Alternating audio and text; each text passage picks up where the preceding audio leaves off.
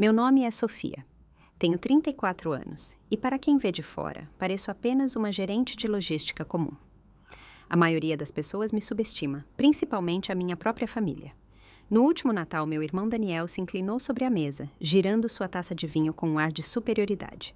Você é pobre demais para ser sócia de qualquer negócio, riu ele, analisando minha roupa simples. Meu primo Júlio concordou com a cabeça. É melhor ficar no seu emprego no galpão, disse ele com deboche.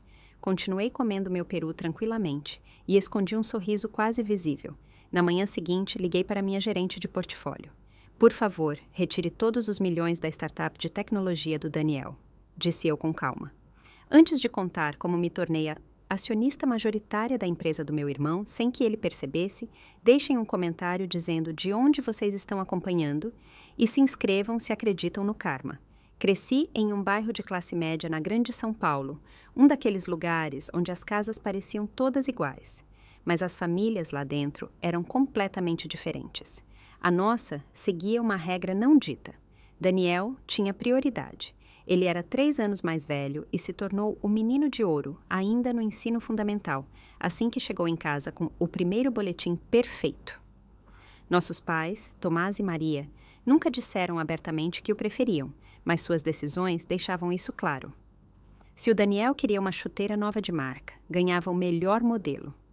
Se eu precisava de materiais de arte para a escola, eles compravam o mais barato na papelaria do bairro. Esse padrão se repetiu por toda a nossa infância. Daniel brilhava em tudo o que tocava, na escola, nos esportes, no social. No ensino médio, ele era o orador da turma, capitão do time de futebol e mantinha notas impecáveis. Todos na vizinhança conheciam Daniel Siqueira e esperavam grandes coisas dele. Eu, por outro lado, desenvolvia um jeito quieto e analítico. Não era infeliz, apenas diferente. Enquanto Daniel era barulhento e carismático, eu preferia observar e pensar. Matemática e revistas de economia, como a Valor Econômico, me interessavam mais do que qualquer coisa que tornava os adolescentes populares. Quando chegou a época do vestibular, meus pais fizeram um refinanciamento da casa para permitir que Daniel frequentasse uma faculdade de elite em São Paulo, como a FGV. Sua aprovação foi comemorada com uma festa enorme. Quando chegou a minha vez, 2 anos depois, a conversa foi diferente. Não podemos pagar outra faculdade particular cara, explicou meu pai. A universidade local tem um bom curso tecnológico. Eu não discuti. Aos 18 anos, aceitei um emprego em um centro de distribuição local. Trabalhava à noite e nos fins de semana. E fazia faculdade durante o dia. Não era nada glamuroso. Comecei na expedição, empacotando caixas e carregando caminhões, mas o salário me ajudava a financiar meus estudos. Enquanto outros reclamavam das aulas cedo, eu era grata. Meu turno no galpão começava às 16 horas e muitas vezes terminava depois da meia-noite. Dormir virou luxo, mas mantive minhas notas altas. Aos 20 anos, juntei o suficiente para me transferir para uma universidade federal, onde estudei finanças e fiz administração como matéria complementar. Continuei trabalhando no galpão e fui promovida a coordenadora de inventário. A gerência valorizava minha habilidade de otimizar processos e reduzir erros. Minha paixão por finanças não veio do nada. Aos 16 anos, minha avó Helena me deu uma assinatura de um jornal de economia. A maioria dos adolescentes teria ficado desapontada, mas eu fiquei fascinada. Comecei a acompanhar as tendências do mercado, estudar estratégias de investimento e analisar investidores de sucesso. A avó Helena era a única na família que via meu potencial. Ela nunca fez faculdade, mas com seu salário de professora, economizou e investiu de forma inteligente. A riqueza se constrói em silêncio, Sofia, disse ela uma vez. Aqueles que falam muito sobre dinheiro geralmente são os que menos têm. Com a pequena renda do galpão, comecei a investir aos 21 anos. Meu primeiro investimento foram 2 ações de tecnologia a R$ 200 cada. Um risco grande para minhas economias. Meus pais diziam que eu devia gastar com livros ou ajudar nas contas. Nessa época, meu primo Júlio se tornou a constante dor de cabeça em nossos encontros familiares. 2 anos mais novo que Daniel, ele o venerava quase cegamente. Não tinha o talento nem a inteligência do Daniel, mas compensava com uma lealdade feroz e a constante necessidade de agradá-lo. Júlio não perdia a oportunidade de me lembrar do meu lugar na família. Se eu mencionava uma ideia de negócio, ele revirava os olhos. Deixe os pensamentos grandes para o Daniel e fique com seus códigos de barras, dizia ele. As noites de Natal eram iguais todos os anos. Daniel chegava por último, geralmente com uma namorada bonita, entrava na sala como uma celebridade e dominava as conversas com histórias sobre seus sucessos.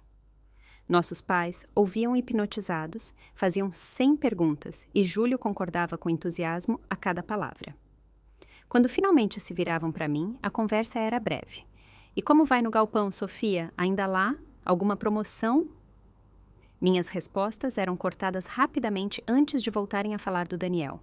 Eu nunca corrigia a visão deles. Uma parte de mim, talvez por orgulho ou pensamento estratégico, queria que continuassem acreditando no que queriam ver. A verdade era muito mais complexa, e quanto mais o tempo passava, maior ficava a diferença entre a percepção deles e a minha vida real. Aos 25 anos, me formei com honras, apesar do trabalho em tempo integral. O centro de distribuição me promoveu a gerente de operações, porque tornei os processos mais eficientes e reduzi custos. Meu salário aumentou significativamente, mas para minha família continuava sendo um emprego sem futuro. Eles não entendiam que eu estava ganhando experiência valiosa, gestão de cadeia de suprimentos, liderança de pessoal, operações comerciais, tudo o que Daniel precisaria desesperadamente em sua própria empresa mais tarde, algo que minha família certamente não sabia. Meu portfólio de investimentos já tinha crescido para mais de R$100 mil, graças a escolhas inteligentes de ações e crescimento contínuo.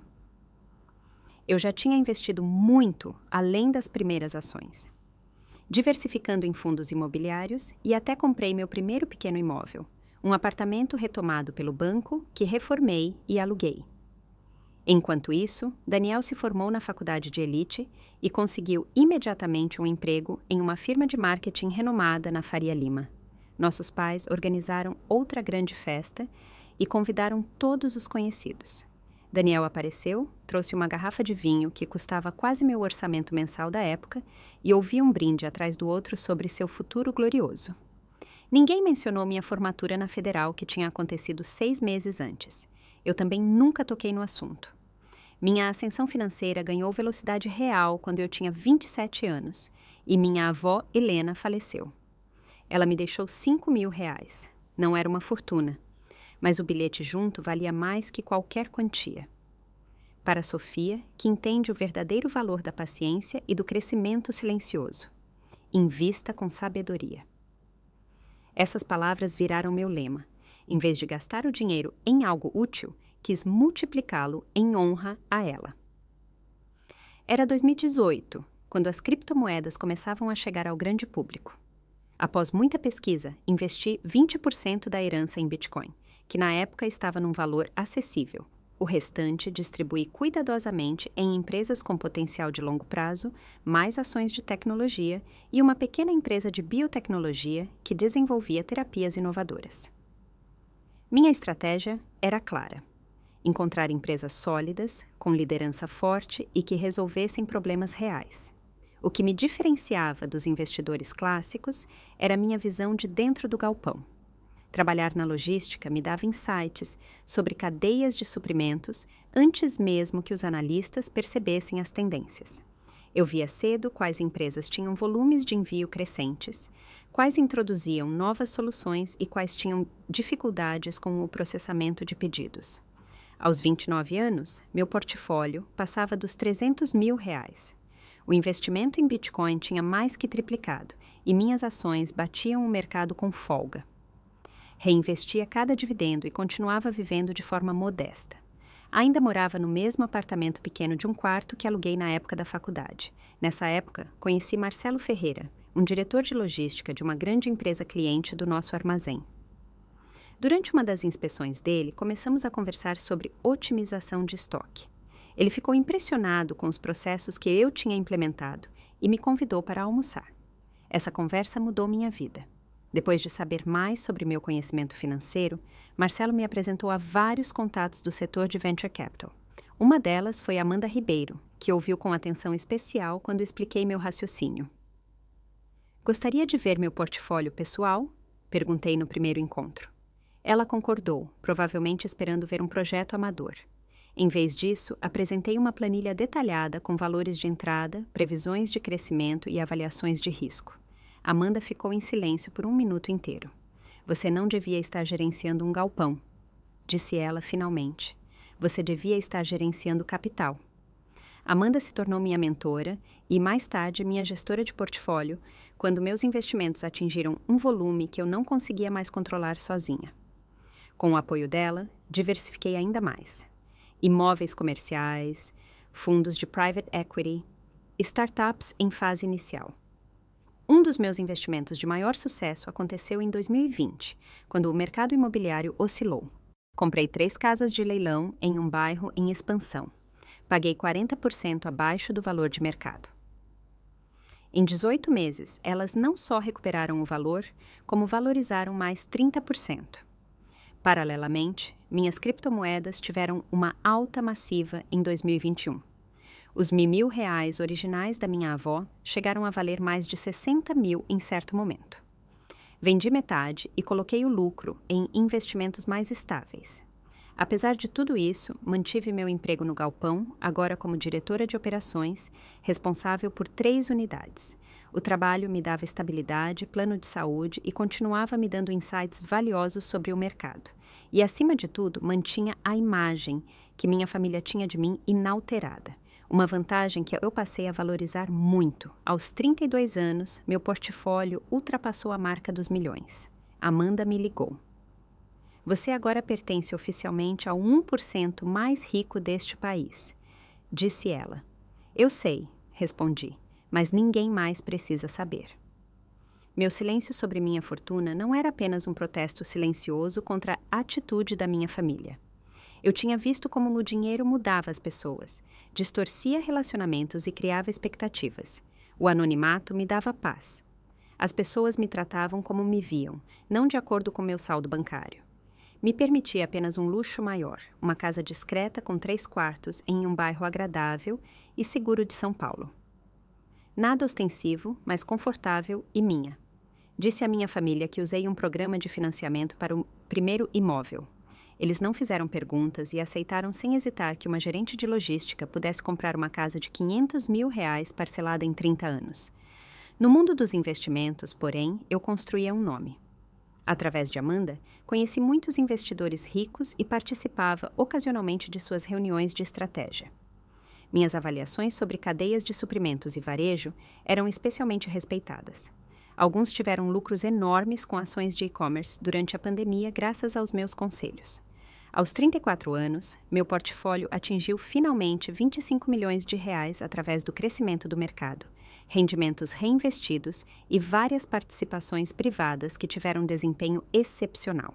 Eu tinha adotado uma abordagem rigorosa para a construção de riqueza. Vivia exclusivamente do meu salário do galpão, reinvestia todos os rendimentos de capital e me mantinha conscientemente nos bastidores. Enquanto isso, minha família continuava vendo em mim a irmã mais fraca, que nunca tinha chegado lá de verdade. Nas festas de família, Daniel chegava com seu carro de luxo, vestido com roupas de grife, enquanto eu aparecia com meu carro popular e roupas discretas, porém de alta qualidade. Ninguém desconfiava que meu patrimônio era provavelmente muitas vezes maior que o salário anual do Daniel. Esse contraste entre aparência e realidade poderia ter levado a um momento dramático onde eu esfregaria o erro na cara de todos. Mas essa nunca foi minha intenção. Eu achava libertador ser subestimada. Construir algo significativo em paz, sem pressão de expectativas ou avaliações externas constantes. Isso só mudou quando meu irmão decidiu abrir sua própria empresa. Há 5 anos, no almoço de Páscoa, Daniel anunciou que deixaria seu cargo bem pago no marketing para fundar uma startup de tecnologia. A reação foi previsível: entusiasmo, admiração e apoio imediato. Tenho uma ideia revolucionária que vai mudar fundamentalmente a gestão de relacionamento com o cliente, anunciou ele, girando dramaticamente sua taça de vinho. Sua namorada da época olhava para ele como se ele tivesse reinventado a roda, e Júlio mal conseguia ficar sentado de tanta empolgação. Meus pais, já passando dos 60 e pensando na aposentadoria, me surpreenderam completamente. Acreditamos tanto em você, filho, disse meu pai. Vamos te dar uma ajuda inicial. Vamos dar nossa casa como garantia num empréstimo para investir na sua empresa. Quase me engasguei com a sobremesa. Eles estavam colocando a aposentadoria em risco pelo sonho do Daniel. Quando sugeri cautela, a família toda me olhou como se eu tivesse sugerido cancelar o Natal. Meus pais contribuíram com R$50 mil para a startup do Daniel, a Nexus Technologies, comprometendo quase toda a liquidez que tinham. Daniel prometeu a eles um retorno de 10 vezes em 5 anos. Nos primeiros meses, ouvíamos novidades constantes sobre a empresa. Daniel alugou um escritório caro na Vila Olímpia, contratou uma equipe de desenvolvedores e começou a trabalhar na plataforma. Pelo que consegui entender de suas explicações vagas, tratava-se de um sistema de CRM com inteligência artificial integrada. Embora o investimento dos meus pais me preocupasse, eu queria realmente entender do que se tratava. Nos encontros de família, eu fazia perguntas concretas sobre tecnologia, estratégia de mercado e planejamento financeiro. Daniel respondia geralmente com frases de efeito e termos técnicos. Estamos revolucionando todo o paradigma de CRM com IA de próxima geração. Ele gostava de dizer, sem nunca entrar em detalhes. Júlio, que agora era consultor do Daniel, apesar de ter formação em humanas e nenhuma experiência empresarial, concordava entusiasmado. Isso vai ser maior que a Salesforce, acrescentava ele regularmente. O que era realmente preocupante, no entanto, era o estilo de vida do Daniel. Apesar do alto investimento inicial, ele se tornava cada vez mais perdulário. Um apartamento de luxo nos jardins, um carro esportivo alemão alugado, postagens constantes nas redes sociais em restaurantes caros. Aquele não era o comportamento de um fundador que cuida bem do dinheiro dos investidores. Cerca de 1 ano após o início, ouvi minha mãe por acaso ao telefone com Daniel.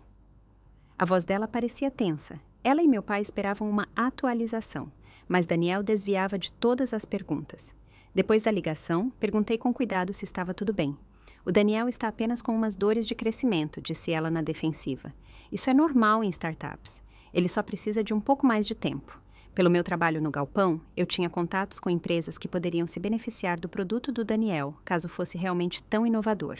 Ofereci abrir algumas portas. Obrigado, mas nosso alvo são grandes corporações, não galpões. Fui dispensada. O Júlio cuida do nosso desenvolvimento de negócios. Apesar de todos esses sinais de alerta, eu sabia que a empresa podia ter potencial. Através de contatos no setor, soube que a equipe de desenvolvedores dele tinha realmente criado algoritmos avançados para a previsão de comportamento do consumidor. A tecnologia parecia promissora, mesmo que a gestão parecesse caótica. Nessa fase, Daniel começou a procurar mais investidores. O capital inicial estava acabando e o desenvolvimento do produto demorava mais que o planejado. Ele organizava eventos de pitch, apresentava previsões de crescimento ambiciosas e mostrava vídeos de demonstração de protótipos que ainda não funcionavam totalmente. Participei de um desses eventos anonimamente e sentei no fundo. A apresentação dele foi impressionante. Ele sempre teve talento para isso. Mas notei a lacuna entre as promessas e o desenvolvimento real. Especialmente problemático era seu cronograma irrealista para os primeiros lucros. Após um trimestre particularmente ruim, onde não conseguiu novos investidores, ele me ligou de repente pedindo um empréstimo. Só 10 mil, para cobrir uns custos de desenvolvimento, explicou ele. A próxima rodada de financiamento está quase fechada. Temos apenas um pequeno problema de liquidez. E onde estão os lucros do primeiro investimento dos nossos pais? Perguntei. Foram reinvestidos no crescimento, claro, retrucou ele impaciente. É assim que startups funcionam, Sofia.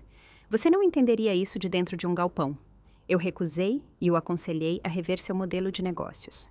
Ele desligou furioso e no encontro de família seguinte, fez comentários ácidos sobre pessoas que não entendiam nada da economia moderna. Daniel não sabia, naquele momento, que eu tinha começado a analisar sua empresa a fundo. Através da Amanda, recebi acesso a análises do setor e relatórios de mercado detalhados. Descobri que a Nexus Technologies estava registrada como empresa privada com vários investidores iniciais, incluindo meus pais, cujos R$50 mil lhes renderam uma participação de 5%. Nos registros da junta comercial, constava que Daniel possuía 60%, enquanto os 35% restantes estavam distribuídos entre os primeiros funcionários e alguns investidores anjo. O valor inicial da empresa tinha sido fixado em 3 milhões de reais, otimista, considerando que a empresa não gerava receita nenhuma. Após 3 anos de operação, a Nexus tinha, de fato, um produto funcional e alguns clientes pequenos, mas estava muito abaixo das metas ambiciosas que Daniel sempre anunciava. A avaliação original parecia agora inflada e a empresa lutava para garantir uma segunda rodada de financiamento. Nesse momento, tomei uma decisão que mudaria tudo. Através da Amanda e com a ajuda de uma holding que não podia ser rastreada até mim, comecei a comprar silenciosamente participações de investidores iniciais que estavam perdendo a confiança.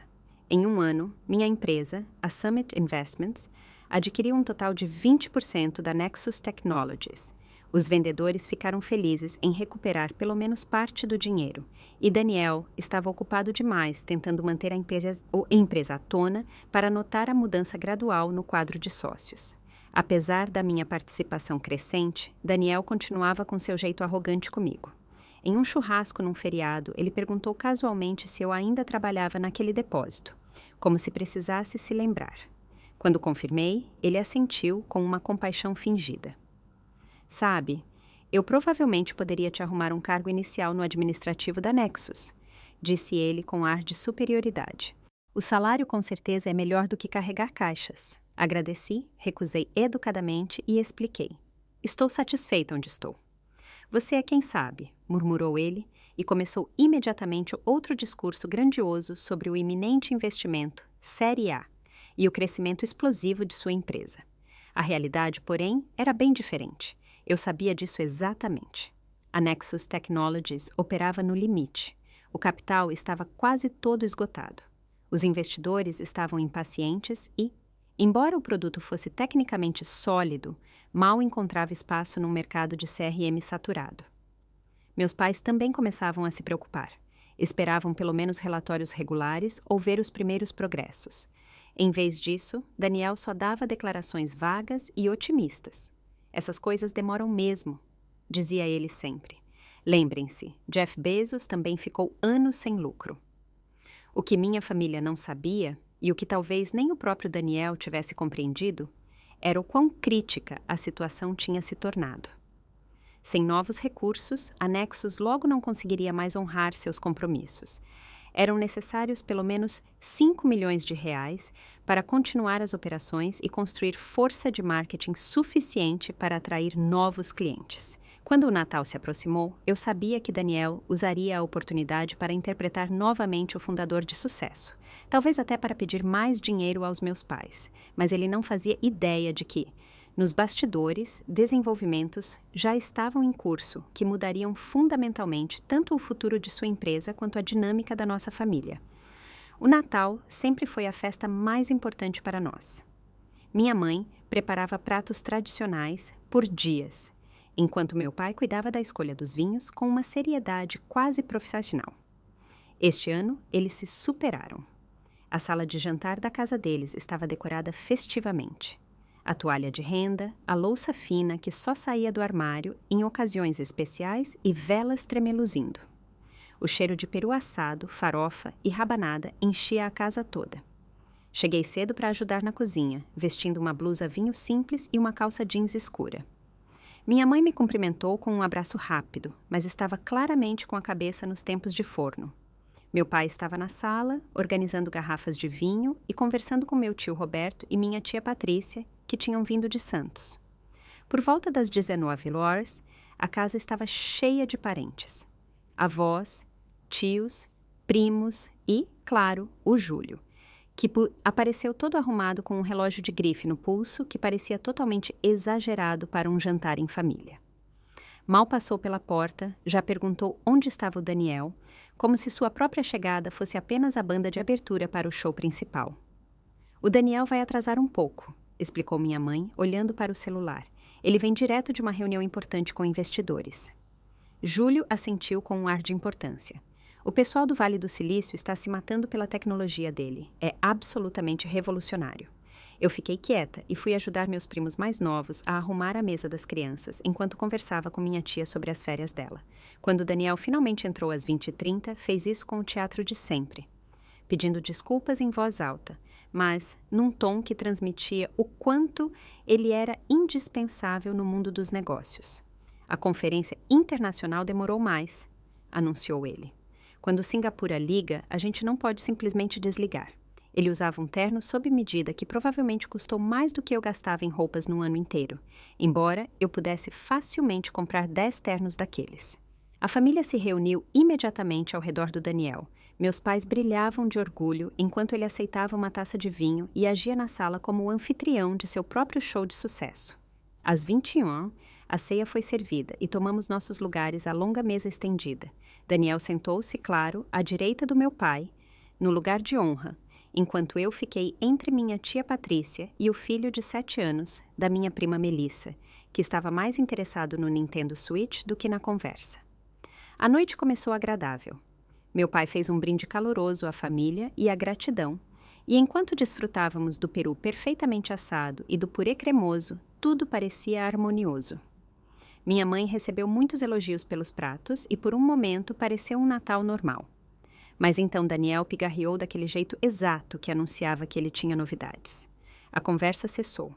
Todos os olhares se voltaram para ele com expectativa.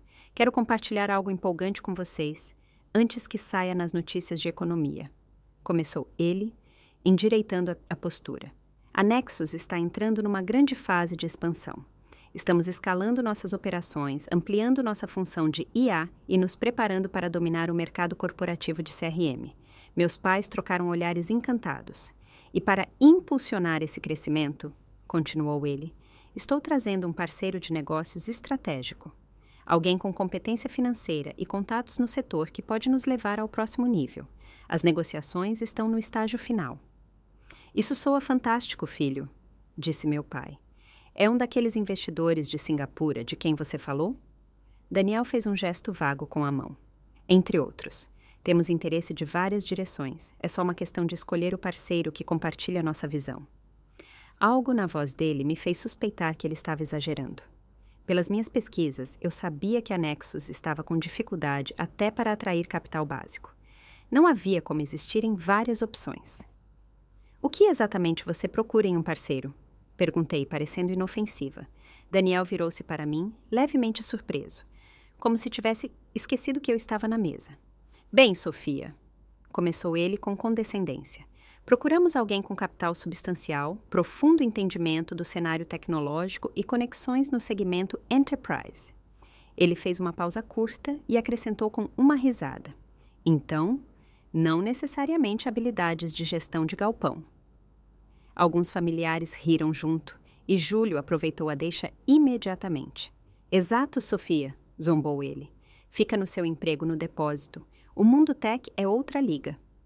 Eu poderia ter apontado que gerenciava sistemas complexos de supply chain e era responsável por um orçamento anual de milhões. Poderia ter dito que prestava consultoria para empresas da Fortune 500. Poderia ter mencionado que meu portfólio de investimentos incluía participações em várias empresas de tecnologia de sucesso. Em vez disso, fiz uma pergunta calma. Quantas ações da empresa você pretende oferecer a esse parceiro? Daniel pareceu surpreso por um momento, mas se recuperou. Isso são informações comerciais confidenciais, disse ele secamente. Só estou curiosa do ponto de vista estrutural, disse eu, bebendo um gole de água. Se você estiver oferecendo ações, eu poderia considerar um investimento. Por um segundo, houve silêncio absoluto, antes que a mesa inteira caísse na gargalhada. Daniel quase engasgou com o vinho e Júlio me olhou como se eu tivesse sugerido passarmos a sobremesa na lua. Você? Daniel conseguiu dizer finalmente, limpando a boca. Você quer investir numa empresa de tecnologia? Tenho algumas economias, respondi calmamente, e acredito em apoiar a família. Daniel trocou um olhar com Júlio, ambos prestes a explodir de rir. Sofia, disse ele no tom que geralmente se reserva para crianças pequenas. Aqui estamos falando de capital sério, de milhões, não de alguns milhares de reais do seu salário de estoquista. Júlio assentiu avidamente. Você é pobre demais para ser sócia de negócios, Sofia. Minha mãe, percebendo que a situação estava saindo do controle, tentou mudar o rumo. Quem quer pavê, eu fiz com creme fresco, mas Daniel ainda não tinha terminado. Na verdade, disse ele alto para todos. Este é um bom exemplo da diferença entre visionários e, pessoas comuns. Ele apontou para mim. Alguns pensam pequeno, um emprego seguro, uma casa pequena, talvez férias uma vez por ano. E isso é perfeitamente aceitável. Então ele colocou a mão no peito. Mas outros veem o quadro maior. Nós corremos riscos, criamos valor, mudamos o mundo. E sim, merecemos as recompensas por isso. A arrogância pingava de cada palavra. Meu rosto esquentou, não de vergonha, mas de uma raiva profunda e lenta que raramente eu permitia surgir. E ainda assim, continuei comendo tranquilamente, sem perder a compostura. Enquanto minha mãe servia a sobremesa, meu celular vibrou no bolso. Pedi licença e fui para o corredor. A mensagem era de Amanda, minha gestora de portfólio. Atualização urgente sobre a Nexus Technologies. Eles estão buscando financiamento de emergência. A avaliação caiu drasticamente. Me ligue imediatamente. Respirei fundo enquanto deixava as palavras assentarem. Todo o discurso do Daniel sobre expansão e múltiplos investidores era mentira. A empresa estava à beira do abismo. Quando voltei para a mesa, olhei para Daniel com uma visão totalmente nova, enquanto ele continuava impressionando a família com histórias sobre seus supostos sucessos e planos futuros. Por trás daquele sorriso autoconfiante e dos gestos exagerados, percebi de repente outra coisa. A tensão, o traço fino de desespero nos olhos dele. Por um breve momento, senti pena. Apesar de tudo, ele ainda era meu irmão. Mas então me lembrei de suas palavras pouco antes. Você é pobre demais para ser sócia. E algo dentro de mim ficou duro e imóvel. Quando o jantar acabou e a família se reuniu na sala para o café e o licor, continuei sentada e comi minha sobremesa devagar e pensativa. Mal ouvia as conversas. Na minha cabeça, um plano já se formava, um que mudaria tudo. Mais tarde, quando fui me despedir, Daniel me parou na porta. A expressão dele tinha ficado mais suave, provavelmente graças às várias taças de vinho que tinha bebido. Ei, sem ressentimentos por antes, tá? Disse ele, dando um tapinha no meu ombro. Negócios são negócios. Cada um tem seu lugar. Sorri educadamente. Claro, sem problemas. Que bom, assentiu ele aliviado. Feliz Natal, maninha. Para você também, Daniel, respondi. Tenho a sensação de que o próximo ano vai ser bem diferente. Ele riu, convencido de que eu tinha feito uma piada autodepreciativa sobre minha própria vida. Mas no caminho para casa, tomei minha decisão final. A manhã seguinte seria o início de um novo capítulo para Daniel e para mim, mesmo que apenas um de nós soubesse disso. A manhã pós-Natal amanheceu abafada em São Paulo, com o sol já forte às 7 da manhã. Fiz um café forte e me sentei à mesa da cozinha. Sabia que Amanda já estaria acordada. Ela sempre acordava cedo, especialmente quando os mercados estavam prestes a reabrir. Disquei o número dela, as palavras do Daniel da noite anterior ainda ecoando na minha mente. Você é pobre demais. Amanda atendeu no segundo toque. Eu estava esperando sua ligação. Viu minha mensagem sobre a Nexus? Vi, disse eu. Me conte tudo. Ela explicou que a Nexus Technologies tinha contatado várias firmas de investimento com uma proposta urgente. Buscavam 5 milhões de reais em troca de 20% da empresa. Uma desvalorização drástica em comparação com tentativas de financiamento anteriores. A empresa tinha menos de 30 dias de liquidez antes de não conseguir pagar salários nem custos operacionais. Eles geriram os recursos extremamente mal, explicou Amanda. O produto é bom, mas o fluxo de caixa é insustentável e a estratégia de clientes não funciona. Como eles se avaliam no momento? Perguntei. 5 milhões por 20%. Então, eles fixam a avaliação em 25 milhões. Muitos investidores veem isso mais para 15 ou 20. Respirei fundo e tomei a decisão final. Amanda, quero que você retire todos os 5 milhões do meu portfólio líquido. Imóveis e blue chips ficam. O resto a gente vende. Ficou silêncio na linha. Sofia, esse é todo o seu patrimônio líquido disponível. Tem certeza? Absoluta, confirmei com calma. E agora escute. A Summit Investments, minha holding, já possui 20% da Nexus. Quero oferecer os 5 milhões por mais 50%. Com isso, teríamos 70% de participação total. Mas isso avaliaria a empresa em apenas 10 milhões. Observou Amanda. Abaixo do que eles estão pedindo. Eu sei, disse eu, mas é pegar ou largar e eles não têm tempo para negociar. Amanda ficou em silêncio brevemente. Depois entendeu. Você vai fazer uma oferta hostil. A empresa tem potencial se for bem gerida, expliquei. E o preço cobre algo que normalmente não se pode comprar. Justiça? Perguntou Amanda baixinho. Vamos chamar de correção de uma avaliação equivocada. Quão rápido conseguimos fazer isso? Tenho a papelada pronta até hoje à tarde. O dinheiro pode estar na conta garantia na segunda-feira. Então faça e marque uma reunião com nossa equipe jurídica para hoje mesmo. Passei o resto do dia trabalhando com Amanda e os advogados para estruturar a oferta. O termo de compromisso era direto, continha cláusulas precisas que davam à Summit Investments e, consequentemente a mim, controle total sobre todas as decisões estratégicas. Na segunda-feira de manhã, tudo estava preparado. Nossos advogados, agindo em nome de um investidor principal anônimo, solicitaram uma reunião urgente com a liderança da Nexus. Daniel, desesperado por capital, concordou imediatamente. A reunião aconteceu em uma sala de conferências de um hotel de luxo na região da Paulista. Eu não estava presente, claro, mas Amanda me descreveu cada detalhe depois. Daniel apareceu com Júlio e o advogado da empresa, esperando uma negociação comum. Em vez disso, receberam uma oferta completa que resolvia a falta de dinheiro imediata e permitia crescimento, com a condição de que precisava ser aceita em 24 horas. Por que essa pressa? Daniel perguntou desconfiado, embora sua situação não pudesse ser pior. Nosso cliente tem várias oportunidades de investimento neste trimestre, explicou nosso advogado friamente, e gosta de tomar decisões rápidas. Esta oferta expira amanhã. Se não tiverem interesse, aplicaremos os recursos em outro lugar. A pressão do tempo, combinada com a emergência financeira, funcionou exatamente como planejado. Após uma breve consulta na sala ao lado, Daniel e sua equipe aceitaram as condições preliminares, sujeitas a uma due diligence acelerada. Nas 48 horas seguintes, nossa equipe financeira analisou cuidadosamente os livros, a tecnologia e os contratos da Nexus. Os resultados confirmaram o que eu já suspeitava. A empresa possuía uma plataforma inovadora e relacionamentos promissores com clientes, mas tinha sido maciçamente mal gerida, tanto financeira quanto estrategicamente. Na quarta-feira de manhã, apenas 5 dias após o jantar de Natal, os contratos finais foram assinados. A Summit Investments detinha agora 70% das ações da Nexus Technologies. A participação de Daniel caiu para 20%. Os 10% restantes pertenciam aos primeiros funcionários e a participação original de 5% dos meus pais. Conforme o acordo, um novo conselho seria instituído, com a Summit tendo o direito de nomear a presidente e 3 dos 5 membros do conselho. A primeira reunião já estava marcada para a segunda-feira seguinte.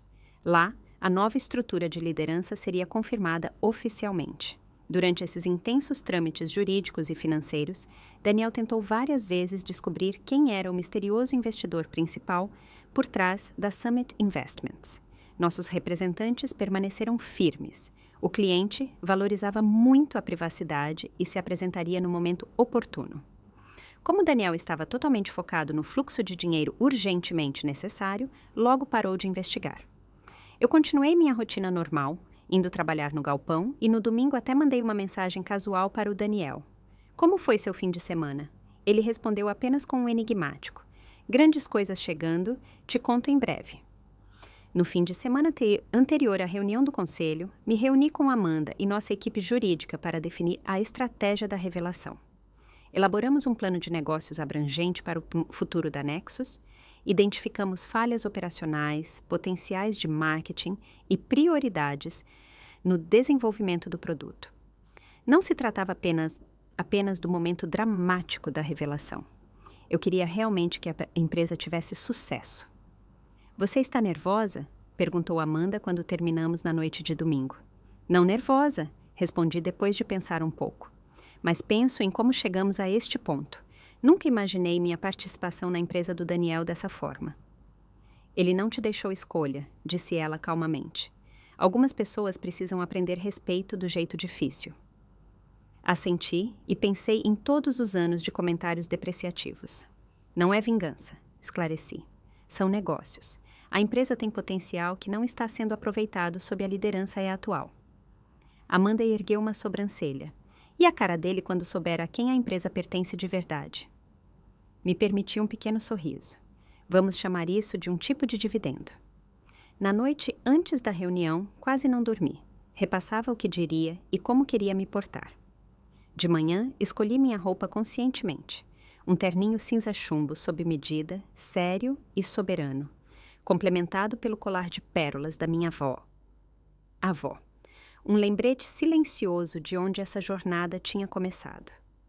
Enquanto me preparava para a reunião mais significativa da minha vida, pensei nos muitos jantares de Natal em que ouvi calada enquanto Daniel dominava o palco. Hoje as regras mudariam para sempre.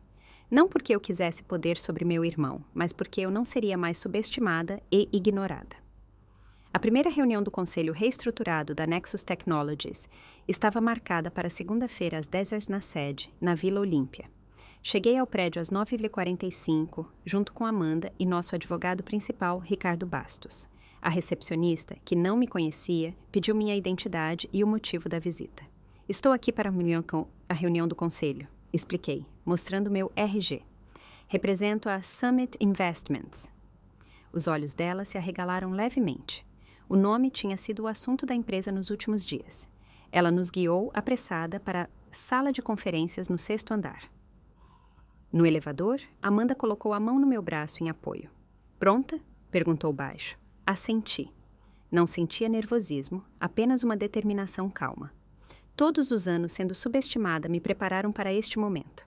A sala de conferências era impressionante. Janelas do chão ao teto com vista para a cidade de São Paulo. Uma mesa maciça, cadeiras de couro. Daniel já estava lá, estranhamente tenso, num terno azul marinho, junto com Júlio e o advogado da empresa. 2 outros executivos, o CTO, Miguel Oliveira, e a diretora de marketing, estavam perto do café sussurrando. Quando entramos, toda a conversa cessou. Daniel olhou para cima, primeiro com concentração profissional, depois confuso. Sofia? Ele se levantou.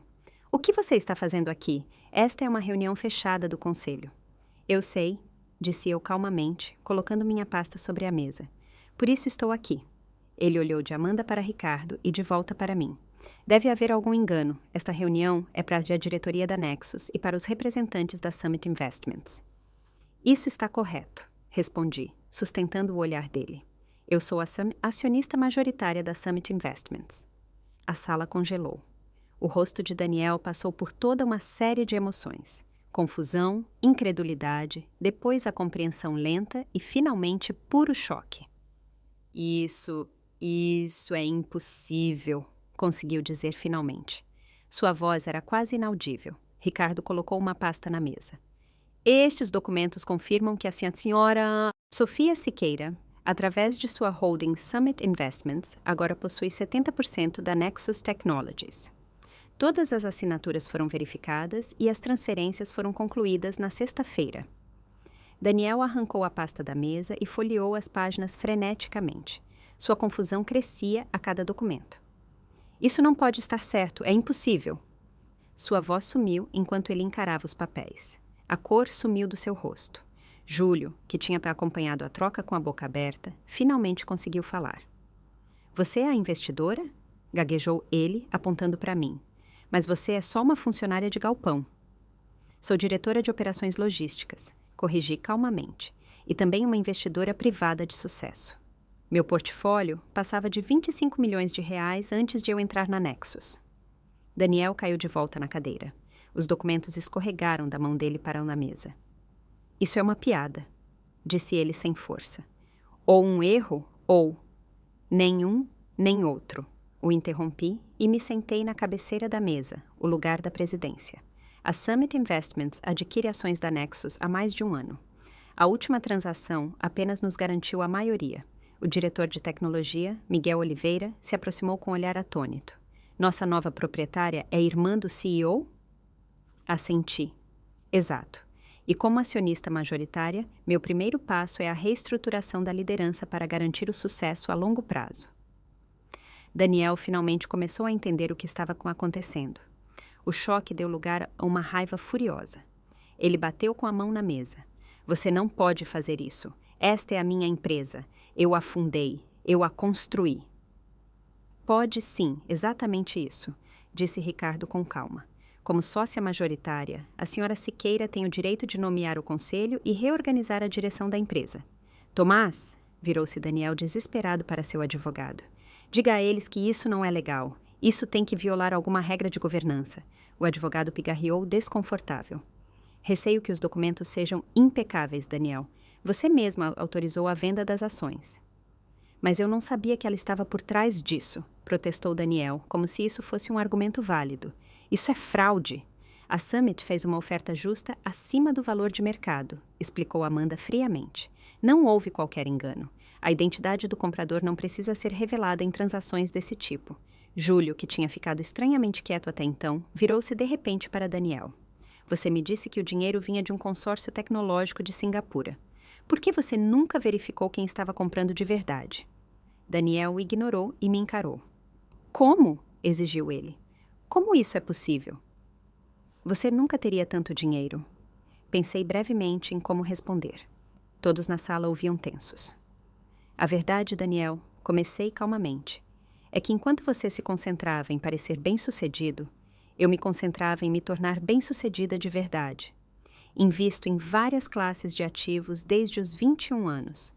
Meu trabalho no galpão me deu insights sobre o mercado e cadeias de suprimentos que muitos investidores nunca têm. Daniel balançou a cabeça, incrédulo. Mas crescemos na mesma casa. Tivemos as mesmas chances. Tivemos mesmo? Perguntei baixo. Você foi com o dinheiro dos nossos pais para a FGV. Eu trabalhei em tempo integral enquanto fazia um tecnólogo e depois a federal. Você foi apoiado, incentivado, celebrado. Para mim, disseram para manter minhas expectativas baixas. Daniel não encontrou resposta. Talvez pela primeira vez na vida, faltaram-lhe palavras. Abri minha pasta e entreguei a cada presente uma cópia de um documento. Esta é minha proposta para o direcionamento futuro da Nexus. Expliquei. Analisei os números, o plano de desenvolvimento e a posição de mercado. Apesar dos problemas de liquidez, a tecnologia central tem um potencial enorme. Enquanto os outros começavam a ler, continuei. Proponho as seguintes mudanças na liderança. Miguel Oliveira será promovido a CEO. Ele conhece o produto e a tecnologia melhor do que ninguém. Daniel assumirá a posição de diretor de marketing, CMO. Isso utiliza as habilidades mais fortes dele e o libera de tarefas financeiras e operacionais. Daniel levantou a cabeça bruscamente. Você está me rebaixando na minha própria empresa. Estou te colocando onde você traz o maior benefício, corrigi. Suas habilidades de marketing e sua imagem pública são um ponto forte. Sua gestão financeira, por outro lado, quase levou a empresa à falência. Antes que Daniel pudesse retrucar, virei-me para Júlio. O Sr. Júlio não terá mais nenhuma função consultiva nesta empresa. Júlio pulou indignado. Você não pode me demitir. Eu nem sou funcionário. Exatamente, disse eu calmamente. Você não é funcionário e ainda assim saiu por 2 anos com honorários mensais de consultoria de R$10.000 sem resultados comprovados. Esse acordo termina hoje. Ele olhou buscando ajuda para Daniel, mas meu irmão apenas olhava atônito para a mesa. Toda a autoimagem dele desmoronava diante de seus olhos. Passei a hora seguinte apresentando minha visão para a Nexus, processos mais eficientes, foco nas funções que os clientes realmente queriam e controle financeiro sólido. A equipe técnica, especialmente Miguel Oliveira, ouvia cada vez com mais atenção. Perceberam rápido que eu entendia o produto e o potencial dele melhor do que o Daniel jamais tinha entendido. Ao final da reunião, o choque inicial tinha dado lugar a uma aceitação tensa da nova realidade. Enquanto os participantes guardavam seus papéis, virei-me diretamente para Daniel. Preciso da sua decisão até o fim da semana, disse eu. Você pode aceitar o cargo de CMO, incluindo a nova remuneração e expectativas claramente definidas. Ou você vende suas ações restantes a preço de mercado e segue outro rumo profissional. Ele me olhou, uma mistura de raiva e algo mais, talvez um traço de respeito. Por que você está fazendo isso? Perguntou ele baixo. No fim das contas, é só vingança por todos os anos em que te subestimei? Refleti antes de responder. Não é vingança, Daniel. É pela empresa. Você construiu algo que tem potencial real, mas quase arruinou tudo. Eu vi uma chance de salvar um produto funcional e ao mesmo tempo, obter um retorno sólido para o meu investimento. Fiz uma pausa curta e acrescentei. E sim, talvez um pensamento pessoal tenha entrado na conta. Depois de anos ouvindo que eu não era boa o suficiente, inteligente o suficiente ou rica o suficiente para sentar à mesa, decidi simplesmente comprar a mesa. Depois que todos saíram, fiquei mais um tempo na sala de conferências olhando para o horizonte de São Paulo. Amanda sentou-se em silêncio ao meu lado. Bem, disse ela finalmente, isso foi impressionante. Foi, concordei. E o que acontece agora? Perguntou ela. Virei-me da janela. Agora construímos uma empresa de sucesso e eu tenho uma conversa há muito tempo pendente com meus pais. As reações na minha família não demoraram. Daniel ligou para nossos pais no mesmo dia e contou uma versão dramática dos eventos, onde eu era pintada como uma sabotadora calculista que o tinha traído. Quando fui até a casa deles à noite, já estavam completamente transtornados. Como você pôde fazer uma coisa dessas com seu irmão? Perguntou minha mãe assim que entrei. Ele construiu essa empresa do nada. Respirei fundo. Eles só conheciam a versão do Daniel. Mãe, pai. Comecei calmamente. Existem coisas sobre a minha vida que vocês não sabem. Coisas que eu nunca contei. Nas 2 horas seguintes, expus a eles minha trajetória financeira, meus primeiros investimentos, a construção constante do meu patrimônio e, finalmente, minha decisão de entrar na Nexus. Mostrei os documentos que provavam a situação precária da empresa. Ele estava há 3 semanas de não conseguir pagar os salários, expliquei suavemente. A participação de 5% de vocês teria virado pó. Meu pai, sempre o mais pragmático dos dois, logo começou a fazer perguntas detalhadas sobre o plano de negócios e a reestruturação. Ao final da nossa conversa, ele parecia pelo menos processar a nova realidade, mesmo que o conflito familiar ainda o pesasse. Por que você escondeu tudo isso de nós? Perguntou minha mãe finalmente. Seu sucesso, seu dinheiro. Por que nunca nos contou? Olhei diretamente para ela. Vocês teriam acreditado se eu tivesse contado? O silêncio deles foi resposta suficiente. As semanas após a aquisição foram difíceis. Daniel ameaçou processar no início, mas foi avisado por seus advogados de que todas as transações eram legalmente perfeitas. Após 10 dias, ele repensou e acabou aceitando a posição de CMO, mais forçado do que convencido. Nossa relação profissional permaneceu tensa e estritamente técnica. Júlio, que teve seus honorários cortados, espalhou boatos pela família estendida, me pintando como uma intrigante sem escrúpulos. Alguns acreditaram, outros esperaram para ouvir os dois lados. A empresa, por outro lado, começou a florescer sob a nova gestão. Com controle financeiro claro e uma estratégia de produto focada, a Nexus conquistou 2 grandes clientes corporativos logo no primeiro trimestre. Miguel Oliveira se revelou um excelente CEO, uma mistura de conhecimento técnico e uma capacidade de liderança surpreendente. Daniel também funcionava em sua nova função, pelo menos enquanto lhe davam estruturas claras e metas. Sua amargura continuava perceptível, mas nem ele podia negar que a empresa estava mais forte do que nunca sob a nova direção. A verdade sobre minha fortuna acabou se espalhando pela família. A dinâmica mudou visivelmente. Alguns pediam dicas de investimento ou empréstimos. Outros pareciam inseguros, porque a imagem que tinham de mim havia mudado. Continuei levando meu estilo de vida modesto e trabalhando no galpão por mais um tempo. Eu gostava do trabalho prático e dos desafios da logística. Com o tempo, a postura dos meus pais também mudou. Quando a Nexus, 3 meses após a reestruturação, conquistou seu primeiro grande cliente multinacional e foi mencionada em uma revista importante do setor, eles entenderam que minha intervenção tinha salvado o investimento deles, não destruído. As conversas mais difíceis, porém, ainda estavam por vir. Sobre tratamento preferencial, sobre chances dadas ou negadas, sobre percepção e realidade. Mas, Pela primeira vez, essas conversas pareciam possíveis. 6 meses após a aquisição, aconteceu a primeira reunião geral da empresa organizada sob a nova gestão.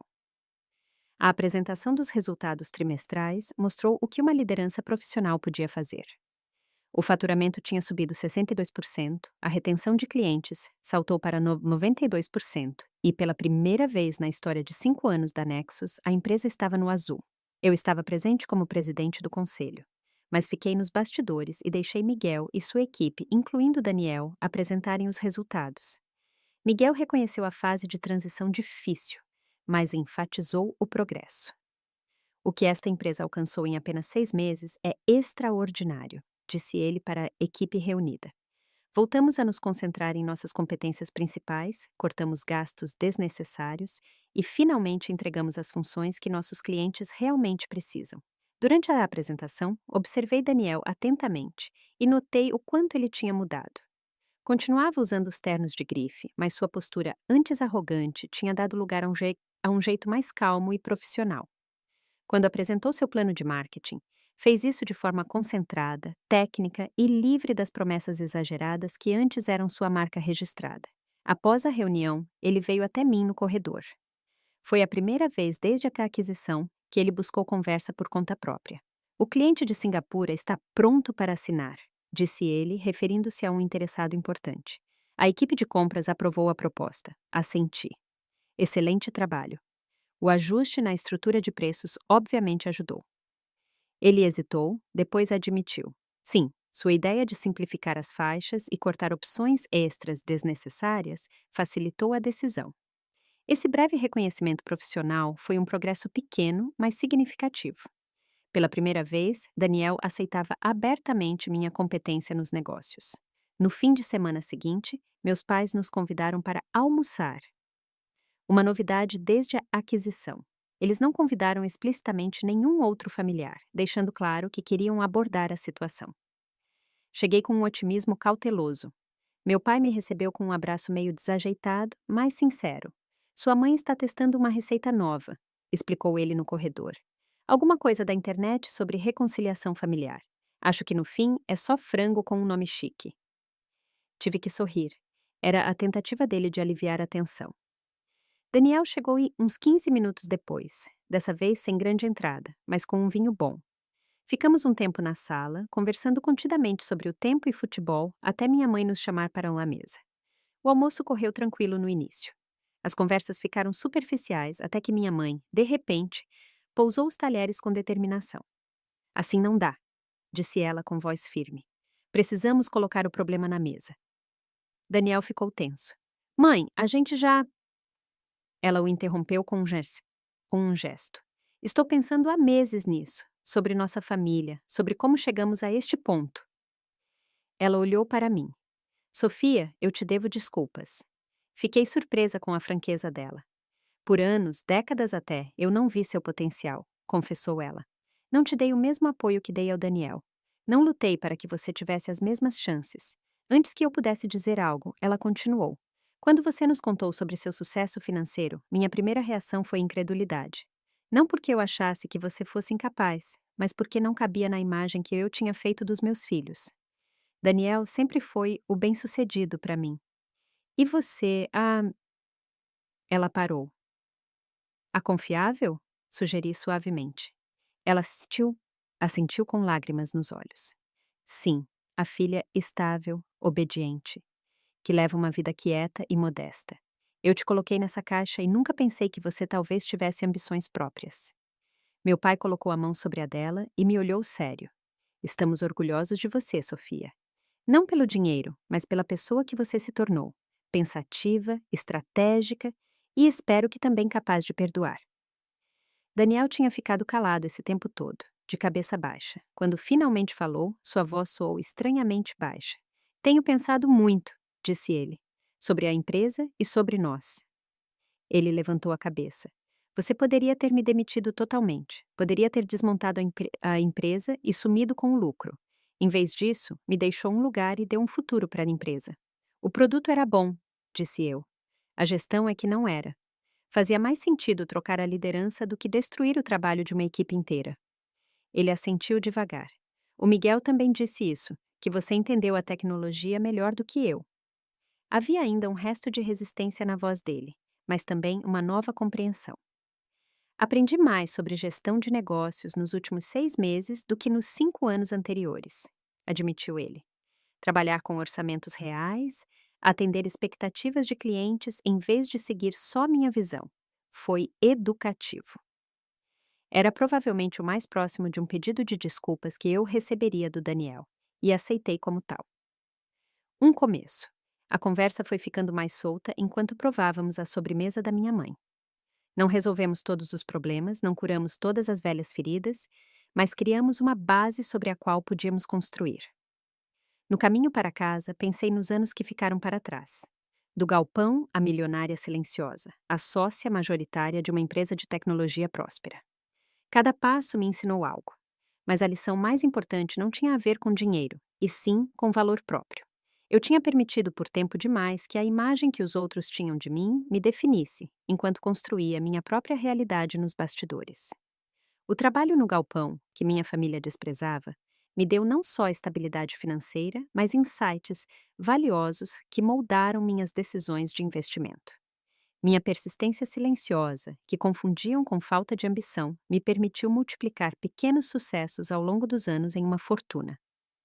2 semanas depois do almoço em família, tomei uma decisão sobre a qual já pensava há meses. Pedi demissão da empresa de logística e agradeci em uma carta pelos 14 anos em que cresci profissionalmente lá. Minha equipe organizou uma pequena festa de despedida que me tocou profundamente. Esses colegas, que não sabiam nada da minha fortuna ou da minha participação na Nexus, contaram como meu jeito de liderar tinha influenciado suas carreiras e vidas. O apreço sincero deles me mostrou mais uma vez que o sucesso não se mede apenas em números e balanços, mas principalmente nas relações e na influência positiva que exercemos sobre os outros. Não anunciei imediatamente o que faria profissionalmente. Em vez disso, tirei um tempo para descobrir o que era realmente importante para mim, agora que não precisava mais manter a fachada. Acabei fundando uma pequena firma de investimentos focada em apoiar mulheres empreendedoras no setor de tecnologia. Nossa primeira grande participação foi em uma startup de software de logística, fundada por uma ex-gerente de armazém que eu mesma tinha treinado anos atrás. Entre Daniel e mim, desenvolveu-se lentamente uma nova forma de relacionamento.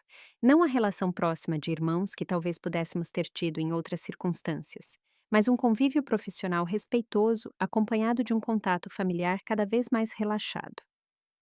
Daniel continuou como CMO da Nexus. Na estrutura clara que Miguel e eu criamos, as habilidades naturais dele de marketing finalmente brilharam da forma certa. O choque inicial dos meus pais, com meu status financeiro, se transformou gradualmente em uma relação familiar mais equilibrada. O pedestal em que colocaram o Daniel por décadas baixou para uma altura realista, enquanto o reconhecimento pelas minhas habilidades aumentou claramente. As festas de família ficaram mais justas. Interesse e atenção se distribuíam de forma mais igual. Júlio, por sua vez, tentou se reaproximar com o tempo, depois de perceber que não era inteligente brigar com o membro financeiramente mais bem-sucedido da família. Eu o tratava com educação, mas com distância, sem vingança, mas também sem o perdão fácil que ele obviamente esperava para recuperar seu papel de consultor. 1 ano após a aquisição, a Nexus recebeu uma oferta de compra de um grande grupo de software. O conselho, incluindo Daniel, recusou por unanimidade. Estávamos convencidos de que a empresa poderia criar ainda mais valor de forma independente. A oferta avaliava a Nexus em 20 milhões de reais, 4 vezes o que eu tinha pagado pelas minhas ações majoritárias. A participação de 5% dos meus pais, que um dia acharam estar perdida, valia agora no papel 6 milhões de reais. Encorajei-os a vender parte das ações para o programa de participação dos funcionários. Um conselho que eles aceitaram, garantindo assim uma aposentadoria muito confortável. A maior mudança pessoal, no entanto, não veio pelo dinheiro ou pelo triunfo nos negócios, mas pela liberdade de finalmente poder ser eu mesma por completo. Depois de anos escondendo meus sucessos e diminuindo minhas habilidades, eu podia agora falar com autoridade real, tanto em conversas de família quanto em questões financeiras, quando me pediam conselhos. Mas, acima de tudo, tornei-me um exemplo para as mulheres mais jovens da família, que de outra forma teriam mantido suas ambições pequenas porque outros definiam seus limites. No Natal deste ano, exatamente um ano após aquela noite que desencadeou tudo, sentei-me à mesa e observei em silêncio a atmosfera transformada. Daniel falava sobre o novo lançamento de produto da Nexus, de forma técnica, sem exageros. Meus pais ouviam com atenção, faziam perguntas interessadas, mas não de adoração cega. Quando a conversa veio para mim, contei sobre a mais recente participação da minha firma de investimentos. Dessa vez, a família ouviu de verdade, com interesse honesto e perguntas inteligentes sobre tecnologia e estratégia de mercado. A diferença era sutil, mas profunda. Eu não era mais motivo de riso condescendente. Eu era ouvida. Depois da ceia, lembrei-me das palavras da minha avó. A verdadeira riqueza surge em silêncio. Aqueles que falam mais alto sobre isso geralmente são os que menos têm.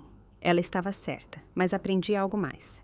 O valor não surge da avaliação dos outros, mas do conhecimento das próprias capacidades. Quando olho para o futuro, me oriento por essa descoberta. O sucesso financeiro me ajudou a mudar a percepção dos outros. Mas a verdadeira transformação foi interna, a coragem de finalmente assumir minhas habilidades sem pedir desculpas. E se você está lendo isso e se sente subestimado ou ignorado, lembre-se, às vezes, os caminhos mais silenciosos levam aos destinos mais poderosos. Seu valor não diminui só porque os outros não o enxergam. Construa grande no silêncio, se necessário, mas nunca duvide de si mesmo.